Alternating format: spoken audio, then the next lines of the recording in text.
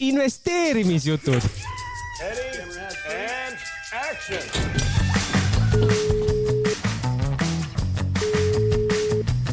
Halloo, Pürs kuuleb.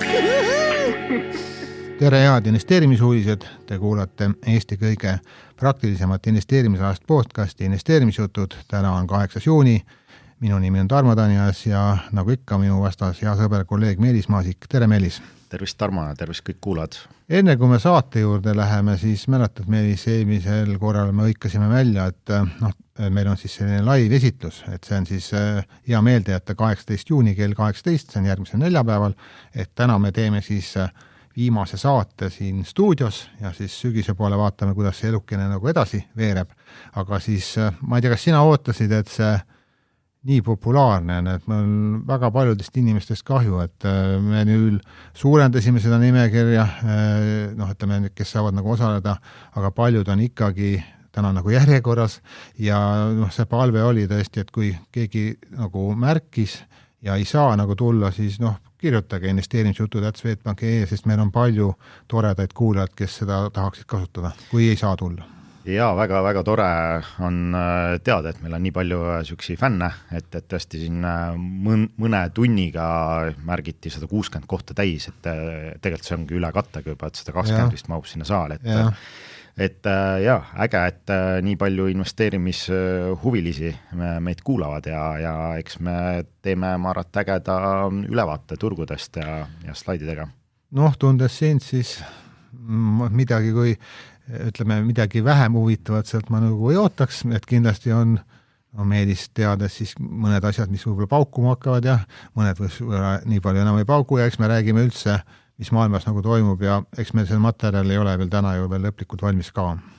Ja, aga rääkides paukumisest on ju, et siis ma ei tea, kas eelmine nädala reede kohta võib öelda Black Friday või Red Friday? Jaa, finantsturgudel, me siin lähemalt Peterburis ka paukus, aga sellest räägime hiljem, aga kui alustame finantsturgudest, siis pole tükk aega näinud nii palju punast värvi.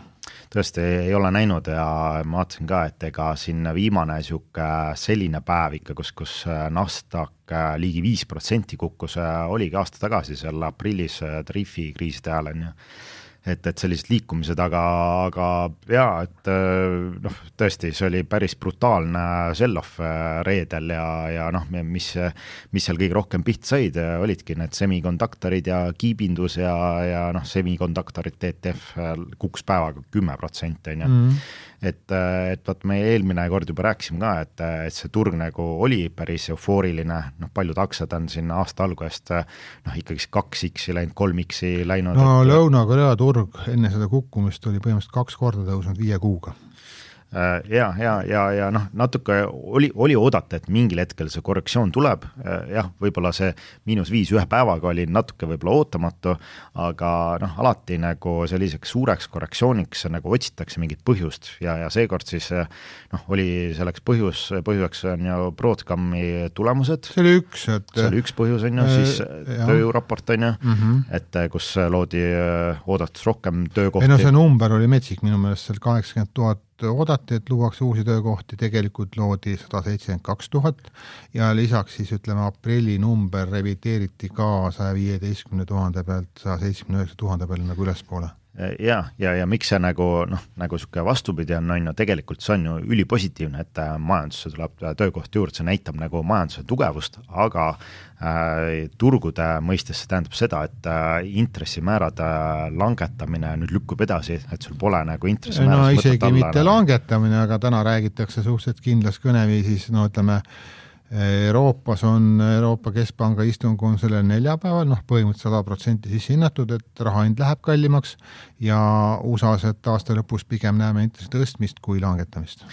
Ja just, et ja tundub, et see tõmbaski nagu turul korralikult vaib alt ära ja lisaks võib-olla kompoti sees on ka see, et väga paljud investorid on väga suurtes kasumites ja nii kui turul nagu natuke väristamiseks läheb, siis on väga lihtne seda müügiotsust teha, et kasum lukku panna. Lihtsalt kasum on natuke vähem, kui ta oli nagu päris tipust ostes on ju, aga tõesti, kui sa tõid välja selle, et Nasdaq seal 5% peaaegu indeksina, noh, seal mõned ettevõtted kuksid üle 5% ka, aga kui sa tõesti olid nii palju nagu plussina ees, siis läksid lihtsalt kasumit kaitsma. Jah, ja selliseid investoreid on väga palju ja korraga ja siis aktsiad kukuvadki, et mul on see jälgimislist päris pikk, et seal oli ikkagist väga-väga palju siuksed 15-20% langejaid päeva jooksul, et mis on nagu ulme langus, et protsentuaalselt on ju, aga pigem võib-olla küsimus on see, et mis edasi, et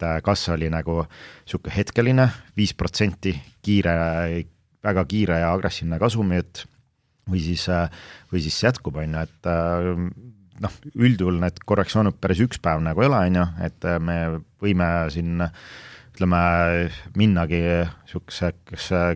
külgsuunalisse liikumisse on ju, kergelt võib-olla allapoole, et üldiselt S&P aastas teeb ikkagist mitu siukest 5% langust keskmiselt, et täna S&P ei olegi vist 5% kukkunud, ta võiks sinna 5-6-7% kukkuda, siis oleks juba päris siuke korralik langus. Mäletad eelmine aasta, kus ikka aprillis kukkus ikka korralikult, oluliselt rohkem. Ja, et üle aasta või teatud aja jooksul tekib siuksi 15% languseid, et see viimane siuke langus oligi siin on ju märts-aprill on ju ja eks siis nüüd paistab, et kui suureks langus läheb, aga hetkel mulle pigem tundub, et see on väga siuke tehniline korrektsioon, kus paljud aktsiad teevad kiirelt 20, 30, mõni teeb 40% langust ja siis tuleb see Paide tippmoment tagasi.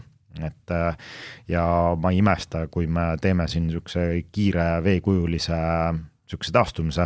Ma ütleks, et väga palju sõltub, kuidas sellel nädalal SpaceX IPO-ga läheb, et mõtle, ta on juba sellel nädalal.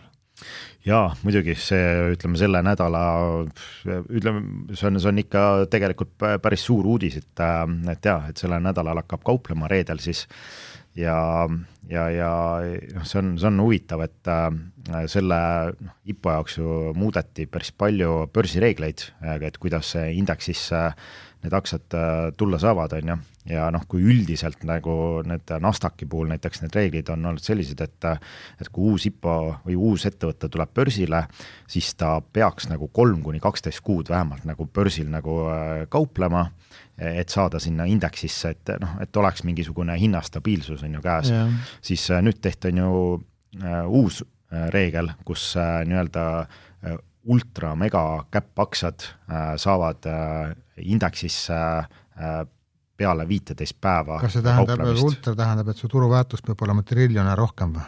Jah, midagi siukest, et nende väga suurtele ettevõtetele siis eraldi reegel on ja loomulikult eks see IPO on nagu USA pankadel ka väga suur sündmus, et kui vaadata palju need USA pangad nii-öelda sellist IPO-de pealt teenivad, siis üldiselt nagu tavalise IPO listimise eest küsivad pangad 3-7% kasvatavast mahust on ju enda komisjoni, siis megakäppide puhul on pigem seal võib-olla 1-2%. Aga maht on nii palju suurem. Jah, maht on suurem, aga nüüd ka SpaceX-ile tehti veel seal ka nagu erand, et sisuliselt kasvatavast mahust 0,75% on see hinnaliping listimise nii-öelda hind, mis tähendab seda, et pangad seal teenivad $500 miljonit lihtsalt SpaceX-i IPO-le tulekuga. Ja teine, millele võib-olla peaks tähelepanu juhtuma on lock-up, et nii-öelda nende praeguste omanike müügivõimalused, et sisuliselt esimene batch, millal nendel tänastel omanikel tekib börsile müügivõimalus, see on 30 juuni, kus sellel aastal juba? Jah, ütleme 30 juuni ja peale tulemusi teine kauplemispäev, et siis vabaneb nii-öelda 20% aktsiaid müümiseks ja mis läheb täpselt sellega kokku, et kui täna listitakse, siis 30 juuni ja pluss 2 päeva nad ei saa müüa ja see on nüüd see päev, kus esiteks tekib indeksitel kohustus on ju lisada on ju see aktsia nii-öelda ETF-idesse ja samal päeval tekib ka võimalus nii-öelda insideritel väljuda on ju. Äkki siis tasandab täiesti ära või? Ja ma arvan, et see on võib-olla üks ajalooliselt suurimaid nii-öelda wealth see on väga põhjalikult läbi mõeldud siin igal juhul siis on ju, et oleks võimalus nende suurtel exitit teha, kes tahavad natuke seal vähendada, nende jaoks võib palju, aga et siis turul oleks ostja olemas ka on ju. Jah, et natuke on võib-olla niisugust imelikku niisugust lõhna siin, et sisuliselt on ju, et isegi kui sa isiklikult ei taha seda SpaceXi märkida, on ju, siis tegelikult siis pank teeb seda sinu eest, ütleme nii, et kõik need pensionifondid, ETF-id, mida sa omad, on ju, siis need ostavad sul ikkagist selle SpaceXi võib-olla suhteliselt kalli hinna eest võib-olla ära, on ju, võib-olla ka tipust, on ju, eks seda siis selgub nagu hiljem, et tõesti see on nagu niisugune SpaceXi omanik exit ühesõnaga ja siis kõik need suured teised sisenevad, et aga seda varianti Meelis ju ei ole, et IPO-t täis ei märgita.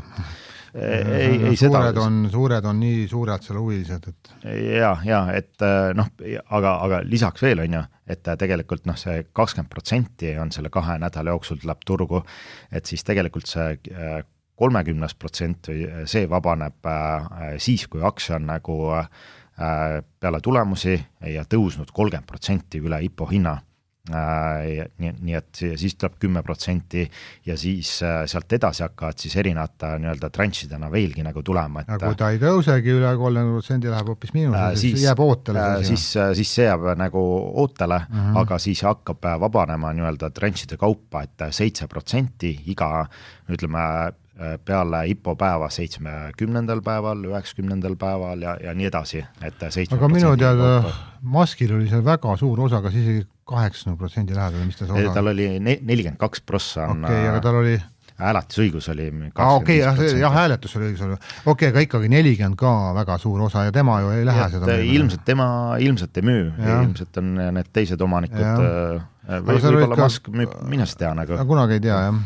Et üldjuhul need kõige rikkamad kasutavad nii-öelda laenuvõimendust, et panevad enda aktsiad tagatiseks ja nii-öelda võtavad laenu ja elavad selle laenu pealt, et kuna muidu, kui sa müügi teed, sul tuleb jõhker tulumaks, sa oled nagu nii odava hinnaga, riigile see meeldiks, kuidagi saaks riigieelarve defitsiiti paremaks.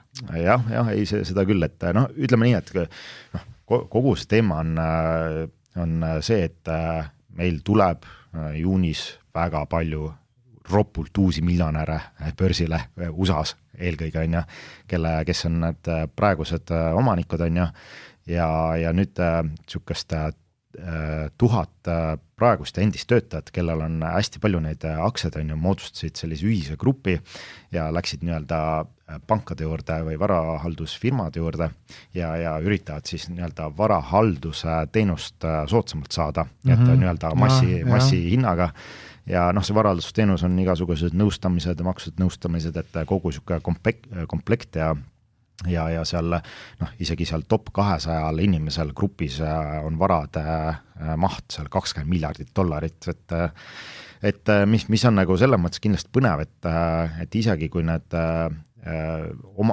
tänased omanikud natuke välja võet seal SpaceX-ist, et ma arvan, et tulevikus need samad inimesed hakkavad uusi investeeringuid tegema, uusi startup'e tegema, sünnib uuesti mingi ports ettevõtte. See on üks asi kindlasti, et tuleb, kui sa oled juba mingi asja üles ehitanud, sul on kogemus, oskused on ju, ja kindlasti ka tahe midagi nagu uut teha. Aga teine asi on ka, mis me ka Eestis olen näinud, mitte muidugi nii suures mahus IPO-dega, kui on sellised edukad IPO-d ja tuleb need miljonäre juurde, siis tegelikult üleüldine tarbimine ka ju kasvab, on ju. Ma kujutan ette, et kinnisvaras seal nõudlus kasvab, on ju, teatud piirkondades on ju, ja nii edasi on ju. Kindlasti, et see raha jõuab nagu ikkagist kuskile turu peale, on ju. Et jah, eks kas see laine nagu siia jõuab, ilmselt mitte. Tallinna börsile. Äärealadele vist ei jõua, aga USA-s ilmselt küll, et aga selles mõttes Tallinna börs on nagu tore praeguse viimase paari aasta jooksul, et ega nagu eriti nagu langust ka pole tulnud, aga seda ohtu ka ei ole, et keegi miljonäriks saab. Jah, kõik on stabiilselt vaesed nagu. aga ma vaatasin, see SpaceX-ist saab siis 8. suur ettevõtte maailmas. Ta on ikka päris suur, ma pakkusin esikümnesse jah, et ta nagu saabki sisse sinna. Jaa, nii et vaatame, et ütleme, me ise ei plaani seal osta. No IPO-s vaata otse, meil on ka küsimusi siin tulnud, et ka podcasti on ja mul on ka otse kliendid kirjutanud ja soovinud, et tahaks osaleda on ja kahjuks Eestist ei saa niimoodi sinna osaleda on ja. Aga... ei saa ja ma ei tea, ma arvan, et sul pole mõtet ja isegi esimesel päeval no loto, liiga loto. See on loto, sul pole mingit eelist on ju, sa pakud lihtsalt exit likviidsust nagu turul ilmselt mingitele IPO-st märkijatele, et ja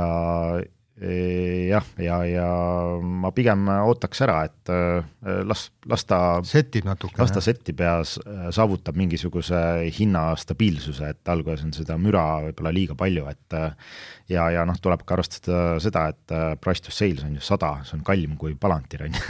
et see ei ole üldse odav ettevõte ja tõesti siin turul on nagu hetkel paremaid sa rääkisid meeles, et eelmine nädal see suur hinnasula see oli, aga kuivõrd see võis olla ka niimoodi, et oli investorid, kes Ameerikas siis vabastaski selleks IPO-ks raha on ju, sest ma vaatasin ka krüptoturg kukkus ju palju on ju. Bitcoin kukkus ikka väga palju.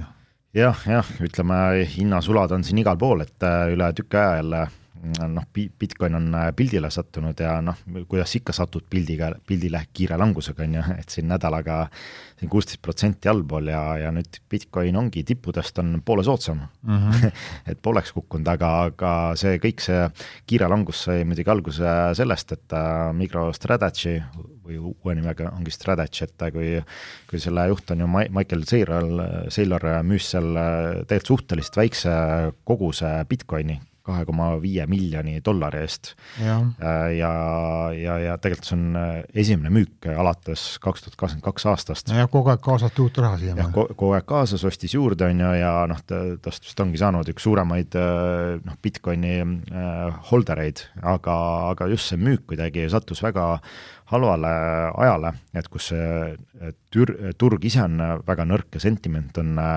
nõrk ja seas nagu turupaanikasse, sest kui see üks suuremaid omanikke müüd väikse tüki, siis turg hakkab eeldama, et võib-olla see on algus, tal on nagu $60 miljardi eest neid Bitcoine, et seal on nagu tohutu laine, mis sealt tegelikult võib tulla, et keegi täpselt ei tea, miks ta nagu müüs on ju.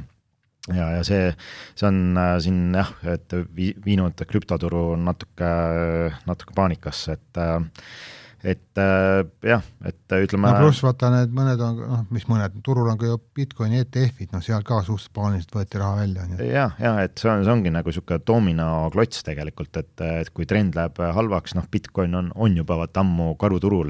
Me tegime vaata aasta lõpus, uue aasta algus ka prognoose, üks oligi vist see, et Bitcoin oligi see 4. aasta. Ja nüüd on see 4. aasta. Ongi selline, mis on halb, jah. Ja, et see hakkas juba eelmise aasta lõpus pihta, see aasta ongi see karuturu aasta. Ma ei tea, mul on hirmu nudinad peale, kui ma seda sinu statistika peale nagu mõtlen, on ju, et töötab päris hästi tegelikult. Mingid asjad toimuvad, ega see turg ongi tegelikult suur tõenäosus, on ju. Jaa. Aga üks küsitlus, mis mul silma teeme siin lühemalt, et kord 6 tegelikult tuleb see Bank of America fondijuhtide küsitlus ja mai küsitlus on väljas ja mis sealt huvitavat silma jäi, et ma lasen sulle arvata. Ja ma tõesti ei tea, et ma palusin Meelisin mitte enne saadet mulle öelda, et oleks nagu huvitav. Et paku siis, mis on maikuu most crowded trade, kus kõik investorid on kaelapidi sees. No eks see tehisintellekt on ikka, ma arvan. No isegi täpsemalt semikonduktorid. Ja semikonduktor, jah. Et sisuliselt, ma ei ole nii sükest suurt kriipsu siin nagu näinud. Ja vaata, see on suhteliselt, ma arvan, et see on siis USA-s või üle maailma või? Ta on USA rahajuhtide nii-öelda küsitlus, aga nad ilmselt haldavad igasugused see on tõesti, kui eks ma natuke tean, kuna ma teen neid erinevad ülevaated nii klientidele kui kliendihalduritele ka, siis kui ma nüüd nagu kuu kokkuvõtted tegin, siis tõesti Ameerikas on väga palju nagu tõusnud, on ju Lõuna-Korea, seal on 2 suuremat firmat, pooljuhid põhimõtteliselt on ja siis ka Saksamaal Infineon näiteks tõusis mingi 50% kuuga, et see oli igal pool maailmas väga kuum on. Jah, et selles suhtes kõik istuvad seal sees on ju ja nii-öelda see most crowded trade 73%-lise nii-öelda vastajate hulgaga, siis muidugi see teebki sellest ohtlikuks on ju, paat läks juba reedel korraks ümber on ju, et paraku nii on, et kui kõik istuvad sees on ju. See oli see süsta, kes käis korra nagu ringi ratast ja siis said turgu üles, aga ei tea, kas läheb teise ringi peale ka veel või? Ja, et eks siis varsti näha ole, aga siis teisel kohal on Mac 7, et see on ainult 14%. Nii ülekaalukalt pooljuhid siis ikkagi. Ja siis riskid, et mis on täna see fondjuhtide arvates kõige suurem risk? No äkki ta on seotud selle võla, inflatsiooni ja võimaliku intressi tõstmisega või? Jah, osaliselt, et sisuliselt kardetakse inflatsiooni teist lainet. Nojah, see ongi see, jah. Et päris suur osakaal arvab, et 40%, see on päris korralikult tõusnud. Sama Ormusika teeb oma tööd seal.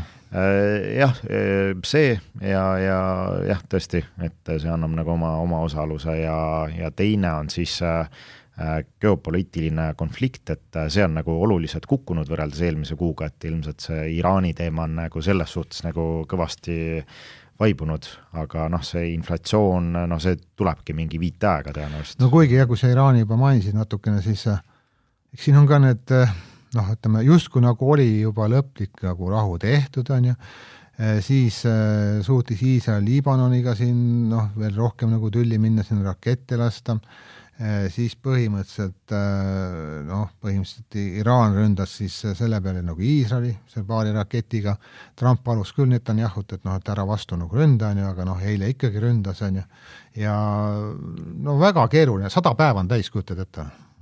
Jah, et tundus et seal eile läks uuesti üsna suuremaks andmiseks, et seal ikkagi raketid ja ballistilised. Aga ta ainult tõusis küll 5%, aga ta on nüüd ikkagi alla $100 nagu barelist, et ikkagi turud rohkem ikkagi usuvad, et tuleb ikkagi mingi lahendus siin ära on ju.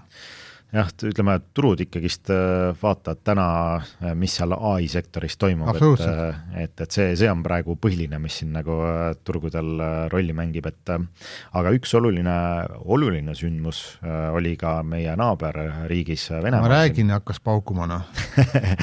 Aga mul on lihtsalt üks küsimus on ju, et Venemaal pidi olema väga võimas nagu kaitsevägi ja kõik nagu õhutõrje ja et nagu siis Peterburi nagu parim õhutõrje on Kalašnikovi automaat, et millest me räägime siis? No jaa, et võib-olla lihtsalt need, kes ei ole uudist jälginud, et siis Venemaal Peterburis toimus riigi suurimaid tehnoloogia ja majandusfoorumeid, siuke mess on ju, et kus iga aasta on Putin seal koha peal käinud. Ja tahavad nagu Davosi teha Venemaa versiooni, Ja just ja kuna see on tehnoloogiames ka, et siis näidatakse mingisugused erinaid vidinaid roboteid. Kas see robot, mis nagu kõnnib 5 meetrit ja kukub maha? Kusjuures seekord oli natuke paremad robotid, aga seal üks suri ära küll nagu, et see pidi ikkagist minema lohistama. Aga kuna seal näidatakse erinevaid tehnoloogiaid, siis tegelikult ka Ukraina avamispäeval otsustas enda uusi droonitehnoloogiaid seal koha peal presenteerida. Ja nii sattuski nagu see kogu see Peterburg on ju droonirünnakute alla ja seal selle foorumi lähedal lendasid suured naftatünnid nii-öelda õhkusaid tabamuse ja see pani muidugi seal venelased seal foorumis laiali jooksma ikkagist, et esimesel avapäeval. Mitte ainult venelased, seal oli ka välismaalase kohal. Ja, et kuna see foorumi lähedal, seal on see suur nafta mingi tehas või kus saab neid, kus on need tünnid on ju ja need läksid ka seal põlema ja hullult tossama ja nii, et see kahjuks majandusfoorum pidi korraks nagu laiali jooksma ja ka nagu ma aru sain Putin. Ta selle päeval ei läinud kohale, jah? Jah, et et jah, pani enda esinemisi cancelisse või lükkas edasi, et lõpus mingid videod ikkagist lõpus tulid, et ta ilmselt järgmine päev julges sinna kohale. Ma ei ole kindel, ma arvan, et see oli, ma ei tea, üks järjekordsest teisikust, ma arvan. Ta oli ikka kuskil seal Siberi koopas, no. Jah, aga mis veel seal nende foorumi rahva nagu nina lõhku lasti oli siis Venemaa sõjaväelaev Poiki, mis tegelikult on üsna uus laev Venemaal ja mis on ka päris kallis, et kuskil käis hind läbi, et seal $450 miljonit maksab see laev, et see sai nagu mitu droonitabamust ja see sulas seal koha peal nagu vana rauaks, et kõige nende foorumit tulnud külastajate silma all, on ju. Ja nagu sa ütlesid, et droonid on ju ründasid, rahvas jooksis laiali ja samal ajal Venemaa demonstreeris enda õhutõrjevõimekust. See tegelikult, seda räägin mina, seda rääkisid ka kohalikud venelased, et see oli masendav, et kui nõrkus tuli nagu välja. Jah, et seal Kalasnikovidega üritati neid droone ikkagist alla lasta, aga see ei ole väga tõhus, on ju relv automaat on ju selle suure drooni vastu. Ja ma ei ole ka kindel, kui professionaalsed need lasked seal olid, on ju, aga see on nagu lootusetu. Jah, et suures pildis on ju kõik need majandusfoorumlased said päris hea ülevaate, et mis päriselt Vene majanduses jah, toimub, et droonid ründavad, tünnid põlevad, on ju, Kalasnikovid on ju pauguvad, Vene sõjalaevad on ju põlevad, et see on ikka ebareaalne show, mis seal koha peal sai on ja ütleme, kus see Putin enda vea tegi, oli see, et ta ei pannud kinni internetti mingi nädalaks ajaks, on ju. Ta üritas võib-olla kõike võib-olla ei saa ikka. Jah, et kahjuks see kõik need pildid ja videod hakkasid on ju lekkima ja üle interneti, kogu maailm nägi, kogu Venemaa eliit on ju, kes seal koha peal on, näeb on ju, Venemaa eliitrajoonid ongi Moskva ja Peterburg on ja seda rahvast on üritatud nagu võimalikult rahulikult nagu hoida, et infoväljast eemal nagu, et mis seal nagu päriselt rindel toimub, et siis ka nüüd saadi päriselt teada, et mis need seisud nagu on, et mis seisus nagu see Venemaa majandus on, et päris kärsais on tunda ja ka ütleme, see sõda ongi vist jõudnud kätte nagu Moskva ja Peterburi regioon on ju. Ja ikkagi, tegelikult ma ei tea, mis variandid nagu Putin üldse on, ta ju ei tagan, on ju, aga ta läheb põhja koos Venemaaga. Ei siin näha on, et seisud on päris hullud, et tegelikult kõik need ukrainlaste rünnakud on toonud järjekordse sellise kütusekriisi. Krimmis ei ole aga lisaks kütusele väidetavat toitu juba, on aga piiratud koguses. Jah, Krimm on isolatsioonis ja tegelikult ka Moskvas ja Peterburis saab juba kütust nii-öelda päevalimidiga, et kas 60 või 20 liitrit. Krimmis on vist 20. Ja kui sedagi, kui seal üldse nagu on ju, et seda ilmselt tunnetab juba iga venelane, et bensiinijaamas on nagu bensiin otsas, et kuidas nii olla saab, nagu, et riik, mis toodab nagu väga suure osa maailma kütusest on ju, et on probleemid, aga pigem mulle tundub, et Venemaa kautlus sõjas ei ole enam nagu küsimus, pigem see on, millal on ju see juhtub ja ilmselt sellest tagajärjed see toob on jah, et sellest saavad venelased juba ise vaikselt aru, et kui istuvad seal bensiini järjekorras on ju tundi, see on aega nagu oma peas nagu mõtteid mõelda, et miks ma siin seisan ja kuidas siin majandusega läheb, et mulle pigem tundub jah, et peale selle sõja lõppu ei ole Venemaa enam see riik on ju, kes kunagi nagu see sõda alustas, et kui sa vaatad lihtsalt Venemaa professionaalne sõjavägi on ühe korra nagu välja suretatud, et seal on asemel on toodud mingid muud kloonid, kes seal üle põldude ükshaaval ronivad. Te ei ole professionaalsed sõdurid. Muidugi 3 päeva koolitust ja 3 kuuli ja minge nagu. et näha on, et see momentum on täielikult Venemaal kadunud ja see sõda kandub aina lähemale Peterburi ja Moskvasse, et see võibki olla nagu siuke kollapsi algus on ju, et ma arvan, et siin september-oktoober läheb päris huvitavaks ja lisaks siin ei ole nagu näha, et Ukraina kuidagi tagasi võtaks nagu. Ta ei võta ja teine asi on see, et seesama Venemaa eliit, see rahulolematus on nii suureks juba läinud, sealt see surve, ma arvan, läheb ühel hetkel ikkagi nii valusaks, et Putin ei ole varianti. Ja ma arvan, et selle hiile paneb täppi peale see, et Krimmi sild on ju, et täna nagu Krimm on isolatsioonis, maanteid rünnatakse ja sul on ainult võimalus läbi Krimmi silla transportida ja ma arvan, et seda ukrainlased ootavadki nii, kui venelased panevad sinna diisli või kütuserongi teele, siis tulevad droonid ja tõmbavad selle kütuserongi põlema ja see kokkub koos sillaga sinna vette, et see betoon ilmselt läheb hapraks, kui seal masuute tonne peal põlema. Eks sa ei julgegi minna sinna, kui sa kaine mõistusega võtaks, samas sa pead kuidagi need varusid viima sinna.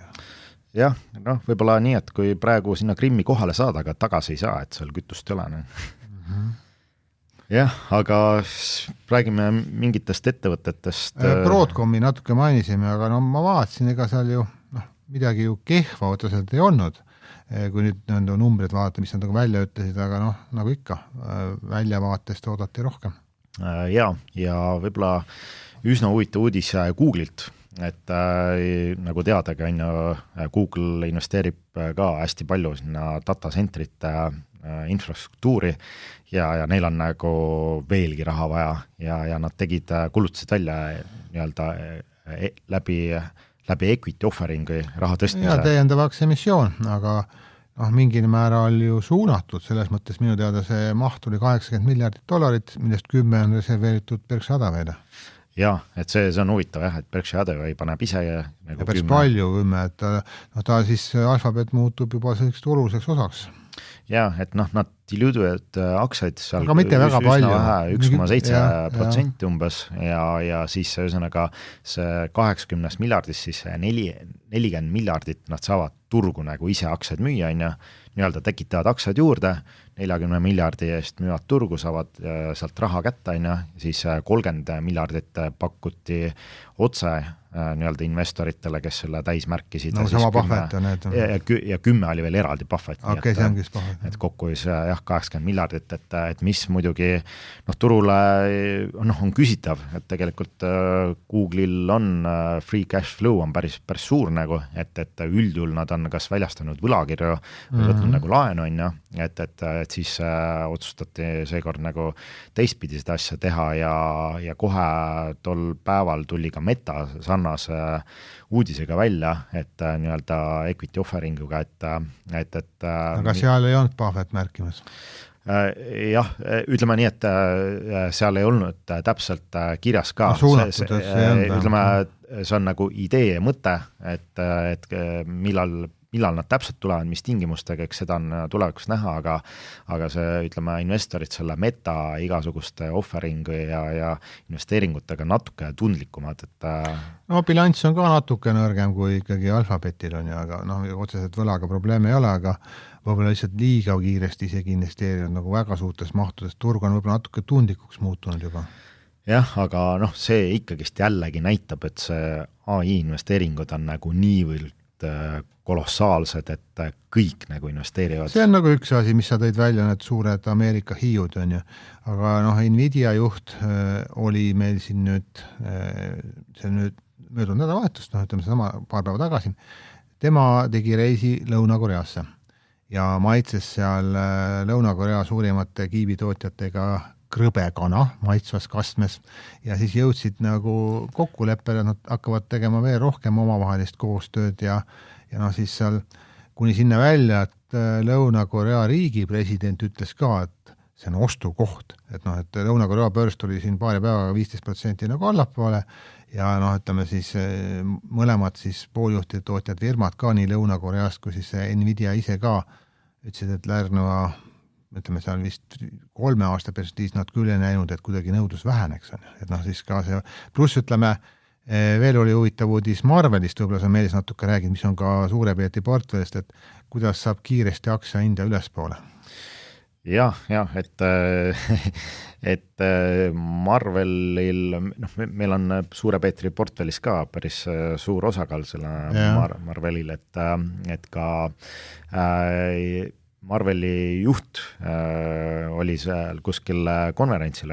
Jälle Nvidia juhiga koos. Jah, Jensen Huangiga ja see Huang nii-öelda mainis, et tema näeb, et see Marvel on siuke tulevikus $1 triljoni suurune ettevõte. Siis, kui ta seda ütles, siis oli 250 miljardit. No, ütleme, et võiks nagu 4 korda tõusta siis. Ja ei maksa unustada, et ka Nvidia ise investeeris ju mõni aeg tagasi Marvelli siin 2 miljardit, et neil on seal oma osalus ja nad näevad, et Marvel just toodab sellist optikaseadmeid, on selles businessis, et see on see, kus järgmistel aastatel on nagu kasv ja muidugi peale turgu, loomulikult reedel oli päris verine päev, see Marvel kukkus ka nagu korralikult auku mingi 15%, aga peale turu close'i tuli päris positiivne uudis, et Marvel lisatakse S&P 500 koosseisu.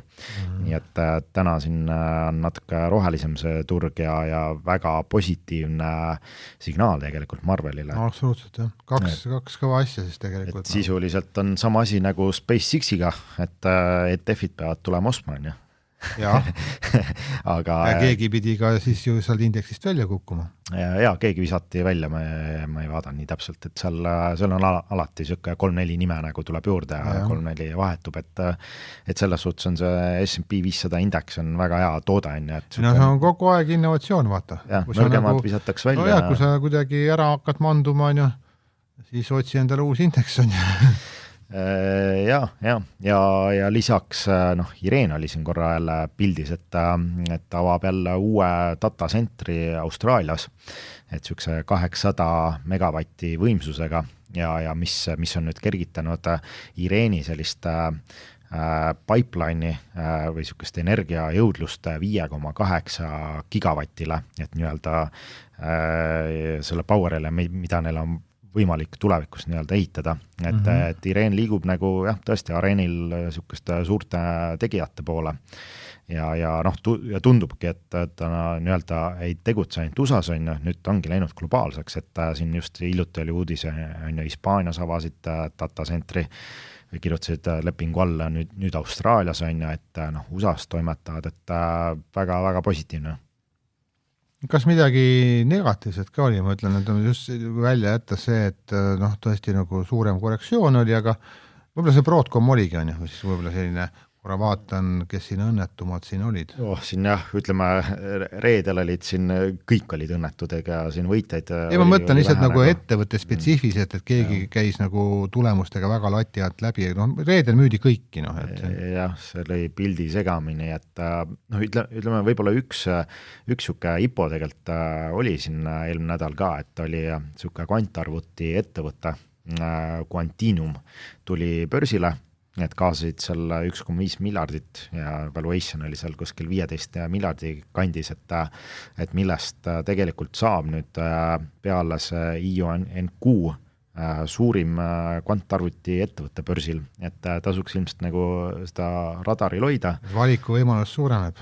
Ja võimalus suureneb ja sellel ettevõttel on ikkagist samamoodi see Trumpi initsiatiivil USA riiklik toetus, kus iga siuke suurem kvantarvuti ettevõte saab $100 miljoni eest investeeringuid, nii-öelda raha, et sellel ettevõttel on ka see leping nii-öelda taskus.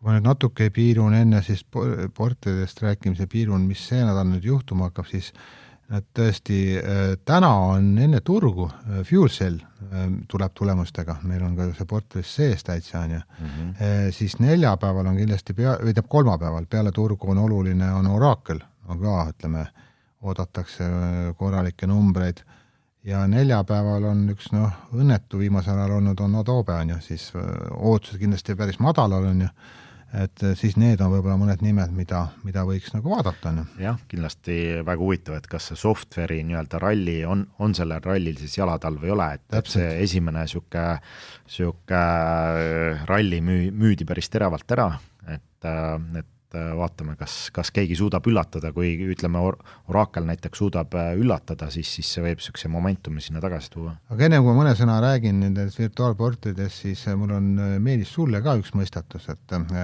odatame niimoodi, et sul nagu üldse õnne ei olnud, et sa investeerisid $100,000 aastal 2000 2008 on ju, no põhimõtteliselt 2007 seal lõpus vahetult enne siis seda crash'i on ju, ja et noh, ütlen siis ära niimoodi, et aasta pärast oli siis sellest 100 000-st 38,5% nagu läinud on ju, siis kui sa ei oleks nagu mitte midagi teinud, noh täna on meil siis nagu 18 aastat nagu möödunud, et palju siis selle 100 000 väärtus täna oleks, et noh, tegemist on SP500 indeksiga. Päris pikk aeg. 18 aastat raske prognoosida, ega ma ei tahaks nüüd väga täpset vastust. Ma arvan, et see on mingi 3-4x äkki. Ja isegi rohkem 5x natuke peale, et põhimõtteliselt on niimoodi, et isegi 528 000 on see vastus, on ju. Aga okei, see on isegi 2025 ei jah, ma vaatan eelmise aasta lõpus 480 000 ja nüüd jah, mai lõpp 528 000, ehk ütleme aasta baasil 10,1%, isegi siis, kui sul nagu üldse õnne ei olnud ja sa ostsid nagu totaalsest tipust, aga muidugi noh, seal oli paar aastat, noh, mingi 4 aastat pidid, 5 aastat pidid ootama, et nulli jõuda. Ja siis...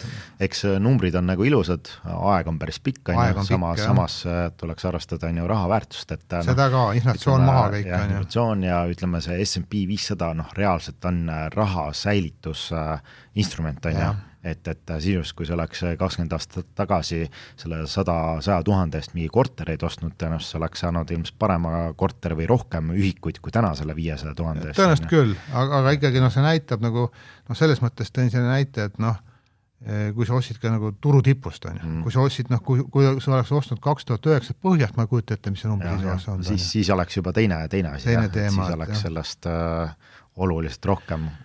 Aga räägin siis natukene siin portfellist ka, et Meelis siin rääkis Sireenist ja ma panin korraks Sireeni positsiooni Väikse Peetri portfellis kinni ikkagi, 96% kasumit. Ja see oli $70 lähedalt, et noh, ta tegelikult müüdi nagu alla, et no täiesti kaalule, et äkki nagu tagasi osta. Ja siis korra sai kinni pandud ka see, mis meil oli see krüptovarad ETF, et trendina hakkas nagu käest ära minema, et noh, sealt tuli 10% kasumit, no võib-olla natuke varemaks pidanud panema, aga noh, nüüd Väikse Peetri polegi tükk aega nii palju nagu raha olnud, et noh, ta on siis nagu portfelli loomisest 35% plussis, noh, tal on päris palju kohalikke asju ka, on ju, aga noh, põhimõtteliselt, kui me alustasime kunagi ju 10 000 ja alguses panime 250 eurot ja nüüd siis nagu 500 eurot iga kuu, siis natuke üle 29 000 on, et noh, ikkagi päris hästi, päris hästi, siis Suure Peetri siis rahavaportfellis 2 tehingut, noh, sai siin nagu vähendatud natuke USA treasurit ja kuna siin noh, kohalikul turul Tallinna Sadam peale dividendimakset müüdi nagu päris palju allapoole koos dividendiga ka, aga siis see jookseviil tuli 6 €, seda sai natuke suurendatud, aga uue ostuga on selline ettevõte nagu LTC Properties, lühend on ka LTC, noh see on meie saate tutvustavas nagu sissejuhatuses ka see ettevõte mainitud, et noh, see on tegelikult Ameerika suuruselt teine vanadekodukett, on ju, et mis maksab ka iga kuu dividende ja jooksev dividendi määr 6,5, noh, tundus ka täitsa nagu hea juba. Aga noh, loomulikult ütleme, ega siis, miks me nagu lahku lõime need Suure Peetri kasvuasjad, rahuasjad ongi see, et noh, et oleks nagu erinevad riskitasemed ja siis ütleme, kui te jälgite neid portfellis, te näete, et noh, milles see risk võib nagu portfellis nagu seisneda, et nagu on head ajad, siis loomulikult see kasvuportfell läheb väga palju eest ära ja kui on natuke nagu korrektsiooni, siis tuleb nagu alla jälle, et ma siin Meelist utsitasin küll natuke, et noh, et kas nüüd peaks äkki kasumit võtta natukene siin Suure Peetri kasvuportfellis või mitte, aga noh, ei võtnud, kuidas Meelist tundub, 120 000 nädalaga läinud. Aga no protsentaal, ma lihtsalt natuke siin noh, põhimõtteliselt kiusan sind ka, et ma tegelikult noh, on hea meel, et sa pead nagu selles mõttes strateegiast kinni ja no usudki sellesse supertsüklisse on ju. Ja noh, arvestades selle, et noh, isegi peale seda langust on ikkagi 18% plussis. Jah, et eks see volatiilsus käib siia mängu juurde, on ju, et mul pigem ütleme, vaadates lihtsalt indekseid, siis need indeksid on nii ilusas tõusutrendis, et jah, oleks võinud võib-olla mingites asjades kasumit võtta, aga positsioon on päris palju ja mida sa võtad ja mida sa jätad, siis pead nagu kõike proportsionaalselt müüma. Jah, et pigem üritaks nagu sees istuda, et vaataks SpaceXi IPO, mis see endaga kaasa toob ja pigem on, me oleme pulliturul, et jah, eks siin ongi niisugused kasvuaksatel 3-4-50% kõikumised, et me oleme siin liiga palju neid vigu teinud, et oleme väristanud kätt siin 20, 20, 30% pealt asju nagu languse pealt ära müünud ja siis tegelikult käib mingi, läheb veel 2-3 edasi. Kuulad on meile kirjutanud, kus nad küll ostsid ja 3x, 4x, 5x ja siis vaatad ise oma seda pluss 30% ja siis on natuke kahju. Ja, et siis üritame natuke kauem hoida, ütleme, sõidame lainetusega natuke rohkem kaasa ja siis mingil hetkel tuleb see hetk ka, kus me ikkagist natuke mingisugust positsioone tõmbame koomale, on ju. Ja, aga kuna me siin Suure Peetri kasvuportfelli juures juba oleme, siis meil oli eelmine nädal erakordselt huvitav nädal, teistpidi, ma ei tea, kas kuulajad ehmatasid ka ära, aga meil oli ainult üks küsimus. Aga see oli väga hea küsimus, võib-olla see Meelis loed selle ise ette, see puudutab ka just seda Suure Peetri kasvuportfelli ja et kuidas siis Meelis leiab neid ideid? Ja, et Ingmar siin kirjutab meile, et kuulab siin kogu aeg meie podcasti ja annab tagasisidet, et on väga põnev ja väärtuslik kuulamine. Et tõesti, et ja küsimus on rohkem mulle, et kuidas see analüüsiprotsess käib ja kuidas jõuad olukorrani, et kus sa valid mitmekümne aktsia seast täpselt just selle ühe välja, et aga jah, eks siin suures piltis tuleb vaadata turgu, on ju, et kõigepealt sul peab olema tunnetus, mis täna turul on need hot sektorid, hot teemad, mis on nagu kõikide investorite radaril. Ja teine on siis, ma oletan, on see, et kes on seal põhitegijad? Jah, täpselt, et millised aktsiad on nendes sektoris turuliidrid, on ju, ja kolmandaks siis tuleb see ostuotsust teha. See tehniline pool ka? Jah, tehniline pool, et millal on see kõige parem hetk, siis sa võidki tugineda nii-öelda mingitele kauplemismustritele, breakoutidele, mingisugust ütleme korrektsiooni mingi toetustasemete pealt osta, et kuidas parasjagu nagu turul situatsioon on ju, ja kokkuvõttes kui need kõik asjad nagu matchivad, et see turu sentiment, kus me ei ole parasjagu võib-olla korrektsioonis, ei ole liiga suur volatiilsus, sul on nagu liidrid enam-vähem tunnetus tekkinud, mis on need parimad aktsiad ja kui see price action on ka täpselt siuke õige muster, et siis sünnibki see otsus, et seda otsust sa ei saa muidugi nädal aega siin nagu sünnitada, et see käib ikkagist minutite jooksul, et vaatab peale ja teed otsuse, et mõnikord on nii, et kui see breakout toimub, on ju, siis nii kui sa 15-20 minutit selle maha magad, siis on stokk juba liikunud sul 5-6-7% ja võib-olla on üle ostetud, et siis sa ei taha enam sealt peale hüpata.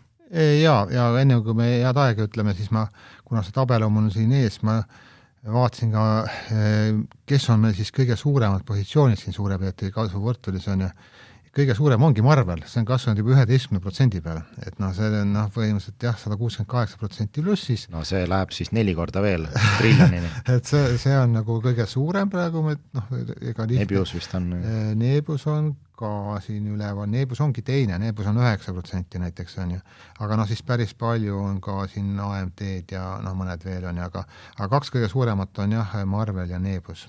Ja ma arvan, et see strateegia nüüd näeb ette selliselt, et kosmoseaktsiatest mingil hetkel tahaks vähendada ja siis hakata suurendama niisuguse high conviction bette, et kus istuda aastaid sees nagu. Äkki see SpaceX annabki nagu hea exiti koha, vaatame, siin võib nagu lenda mingid asjad. Ja võimalik, et ütleme nii, et see 2 nädalat on see auk, et kus niisugust endist omanike aktsiaid peale ei tule tegelikult, see võib tekitada korra sellise ostu, ütleme kasvu momendi sellele aktsiale.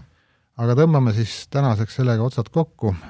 Osadega teiega kohtume siis füüsiliselt ka 18. juuni kell 18, aga teised, kes seekord kahjuks ei mahtunud füüsiliselt ruumi, saate kuulata ka siis nagu see lindistatakse, saate kuulata ka. Ja just vaadata, et YouTube'is, et koos slaididega. Just. Aga aitäh sulle, Meelis, aitäh kuulajad ja kuulmiseni. Kuulmiseni. Hallo. Juhu! Kuule, siia lõppu tahtsin veel sulle öelda, et finantsteenust pakub Swedbank AS tuttu tingimustega ja peanõu. Esitatud teave on informatiivne, tegemist ei ole investeerimissoovitusega ega kutsega osta või müüa väärtpabereid või teha muid tehinguid. Teave emitentide tegevuse kohta tugineb nende finantsaruannetel ja muudel avalikel allikatel. Cool. Aga mis see evidentide on? Ei teagi niimoodi kohe praegu öelda. Ma ei tea. No see, pane ära nüüd. Pane ära toru. Näe. Ciao. Ciao.